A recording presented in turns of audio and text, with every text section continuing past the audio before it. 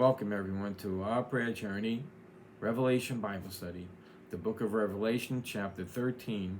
And today I plan on doing the entire chapter 13. Let me read the first verse here, and then we will do a little inspection of history to determine how we got here. In chapter 13, verse 1 of Revelation, and I stood upon the sand of the sea, this is John speaking, and saw a beast rise out of the sea, having 7 heads, 10 horns, and upon his horns 10 crowns, and upon his head the name blasphemy. Now, standing by itself, this symbolism can be quite confusing.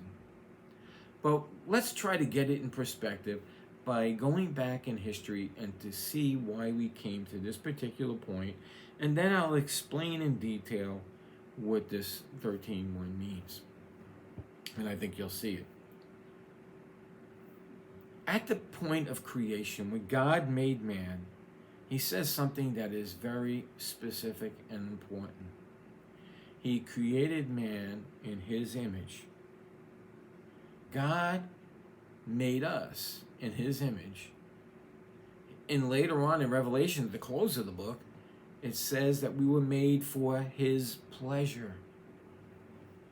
Now, all of creation probably was in a way made for his pleasure. But the root of bitterness, the evil seat of emotions, caused a war against man and against God. Satan was more subtle than all of the other creatures. He was wise. He was crafty, full of trickery, and he sounded sensible. And he comes to man and says, did God really say? Well, you got to ask, why was he doing that? He was created as God's worship leader. It says that he was adorned more than any of the other angels in heaven. Probably the beautifulest thing in his creation. But there was a problem. The root of bitterness, jealousy, because man was made in his own image. So what did he do? He turned over the board. He tricked and stole man from God. But God, as we'll see as we go through this Bible study, had a plan already in place to solve the problem of the bitterness of Satan. I hope that you're not bitter against anyone, so you don't fall into this kind of a trap that Satan fell into. This is why God says to love your enemies. So, verse 13, let's talk about that for a second. What is that? We will see that that is the nations of the world that have collapsed, and out of it will rise up from the sea of people the Antichrist.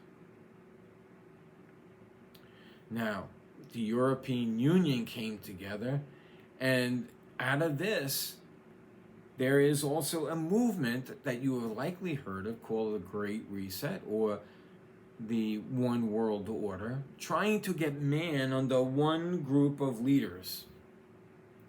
And this is illustrated in Daniel also. In Daniel, he speaks about the iron legs and the clay toes. The clay toes do not want to submit, that's man, individual, redneck, deplorable Christians, do not want to adhere to the iron rule. And therefore, out of this mess will rise an Antichrist. So we need to be careful not to be deceived. In fact, Jesus warns that even God's elect would be deceived if he didn't shorten the time. So we need to be on guard. In Daniel 7:7, he says, after this, talking in prophecy in a dream he had, in a night vision, and behold, a fourth beast, dreadfully and terrible and strong and exceedingly, and it had a great iron teeth. It devoured and broke in pieces and stamped the residue with the feet of it, and it was diverse from all of the beasts that were before it, and it had 10 horns. See, the people start to rise up. What do we see when we saw the Canadian trucker strike? The government coming down and crashing down on those people that were protesting. They would not have it. There is going to be an Antichrist rising, and that's rising from the sea in this verse 13, and he will crush down on individual liberties and of mankind. These are all promised. These are all things coming that we can even see formulating right now. And verse 2, and the beast which I saw was like a leopard, and it had feet, and his feet of a bear, and his mouth as the mouth of a lion. And the dragon gave him power, and his seat, and his great authority. So we see here, Satan now has his game plan. He is now bringing his worshipers to him. He has rose up and done this. We notice that Daniel, and it says here, in Revelation 13:2, that Babylon, the lion, rose up and had its reign. Then the bear, the Medo-Persian Empire, ruled the world. Then the leopard, the Greeks, the leopard with the wings, flew through and conquered the world. Then the last one was Rome. And out of this fallen Rome is going to rise this beast. This beast will have dominion and power over the earth. It says in verse 4, I'm not going to read those yet, but they will worship the beast. And in verse 8, the same thing. And he was given a mouth with blasphemies in verse 5. And he blasphemed against God in verse 6 of Revelation. And all that dwell on the earth will worship him. This individual is no ordinary man. In fact, I'm going to give you what I think it possibly would be.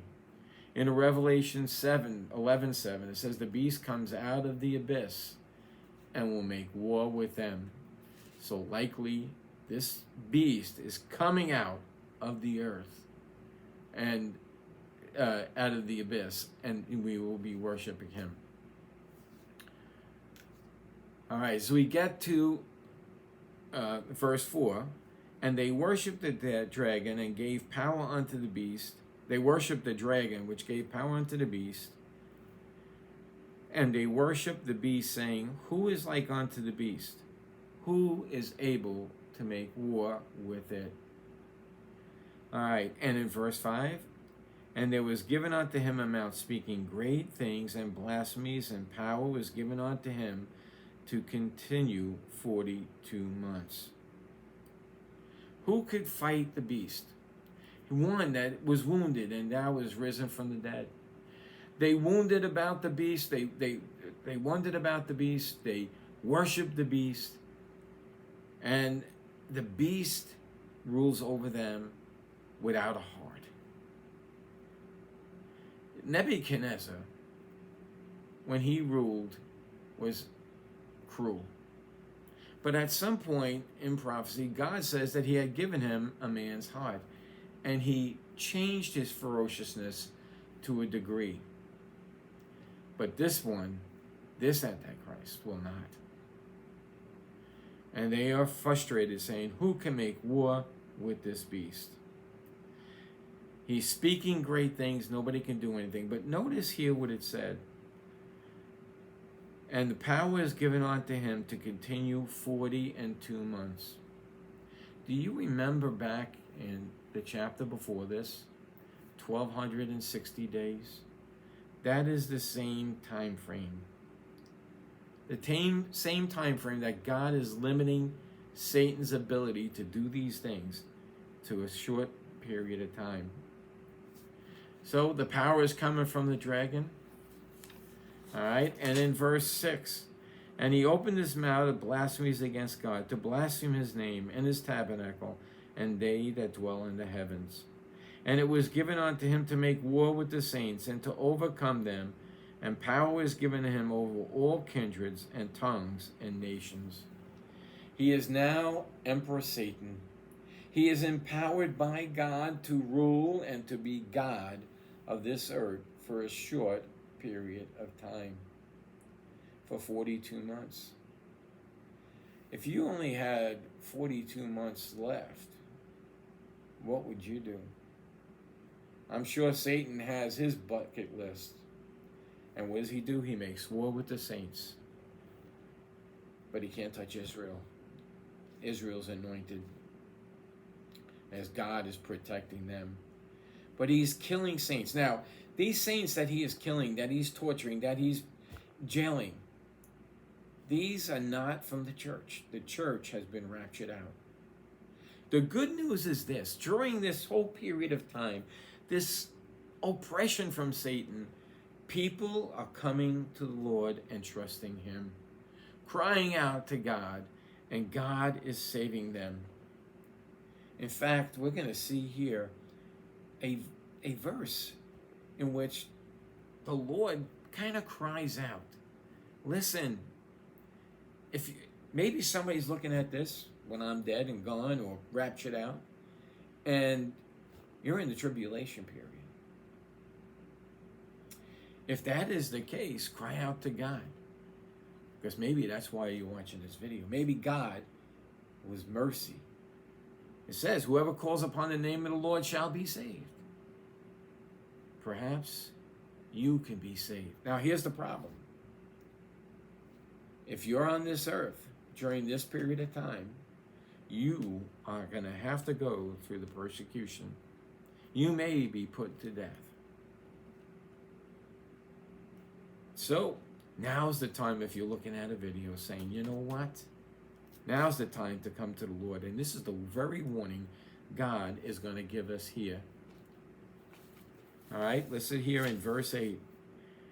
And they that dwell upon him, that dwell on the earth, shall worship him, the beast, whose names are not written in the book of the Lamb, slain from the foundation of the world. God has your name in the book of life if you're a Christian. If you get saved during this tribulation period, your books in God's book of life. So you are saved. And notice that God did this from the foundation of the world. Right in the beginning, somewhere, history started with Jesus Christ dying on the cross. I can't understand the time frame of this, but God had his plan in place to save man even before man was made. Listen to the warning now that John puts in here, that God put upon his heart. If any man have an ear, let him hear. Do you have an ear? Now is the time to be saved from this coming judgment. If you get saved now, here's what's going to happen if these things come to pass, when these things come to pass. You won't be here. You will be with the Lord. You can look at some of the other Revelation Bible studies we did, and you can see you'll be in his presence. We're going to see later on as we go through Revelation, you were created for his pleasure. And you're going to have pleasure in doing service to the Lord. Now here's the warning after this. Remember what he said. If any man have ear, let him hear. Verse 10, he that leadeth into captivity shall go into captivity. He that killed with the sword must be killed with the sword. Here is the patience and the faith of the saints. Why does God have this verse in here? This verse is in here for those who did not hear about Jesus Christ before the rapture.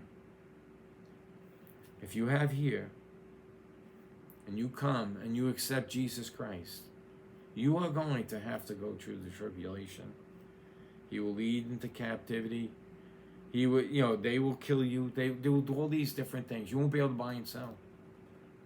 God will give you grace somehow to get through that. But this can all be avoided if you call on the name of the Lord Jesus Christ even now. Check out in the body of this video and you will find how you can do that. All right, so verse 11, and I beheld another beast coming up out of the earth, and he had two horns like the lamb, and he spoke like a dragon. The first beast rose from the sea of people. This beast comes out of the earth. He is more powerful. He has authority over the realms of the earth, of the spiritual realm. He is the prince of the power of the air. He exercises authority over the beast, and he forces people to worship that beast. In verse 12, and he exercised all power of the first beast before him, and causeth the earth and them which dwell therein to worship the first beast, whose deadly wound was healed. Now, as I get to this, I want you to think about something about this deadly wound being healed. Satan does not have the power of resurrection, but he can use his minions. That is anyone who does not know Jesus Christ to do his bidding. Do you know they already have genetically, I'm sure you know, altered seeds so they grow bigger harvest? They can genetically alter meat. They can actually grow it in an incubator without an animal actually living, doing it through cells. The Great Reset even has a committee that spoke about genetically altering man. And I think that's their end. They really believe that they can live forever on their own terms. In fact, there's a metaverse that they're creating. That's a internet world that you can go on, and in that internet world, you could, by answering certain questions, doing videos like I do, you can enter all your information on there, and you can live forever on that internet. You will die physically, but if your kids wanted to talk to you, they would talk to artificial intelligence of what they deemed you were. In a sense, resurrecting the dead. And they want to do this physically.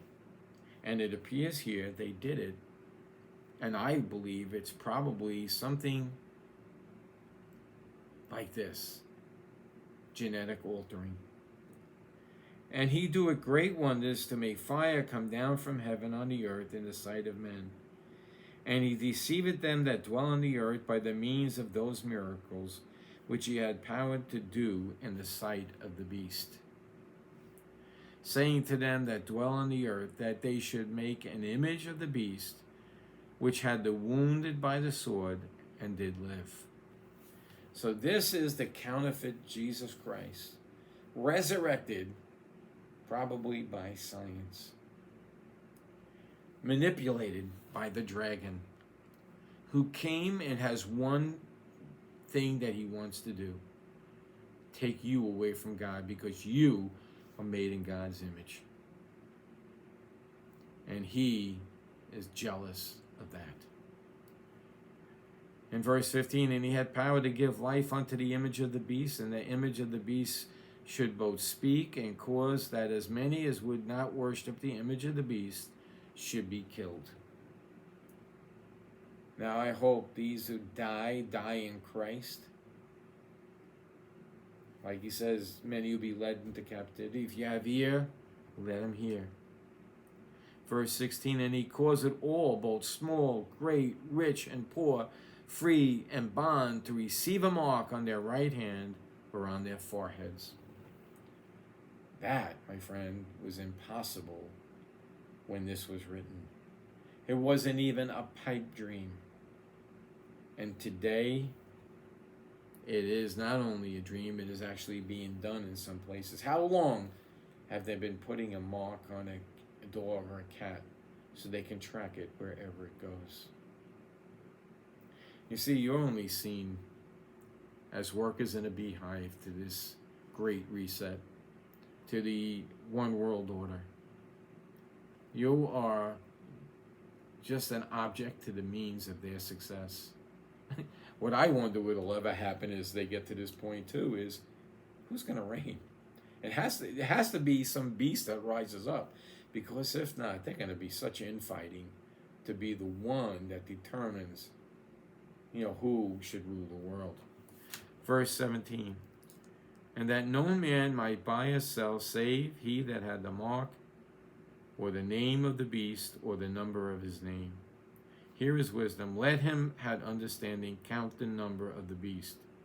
For it is a number of man, and his number is 666. People look for a name on this and what that name could be. I think it's this.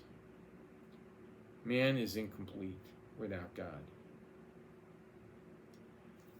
3 times that we are missing a number, and it is God. We're only complete in God. So 666 is the number of being incomplete. 7 is the number of completeness. Not perfection, but completeness. We are missing the one thing that was stolen from us by Satan. We are missing God. My heart really goes out right now to anybody who's hearing this message, watching to this end. Check out the description in the video. Trust the Lord. Don't receive the mark.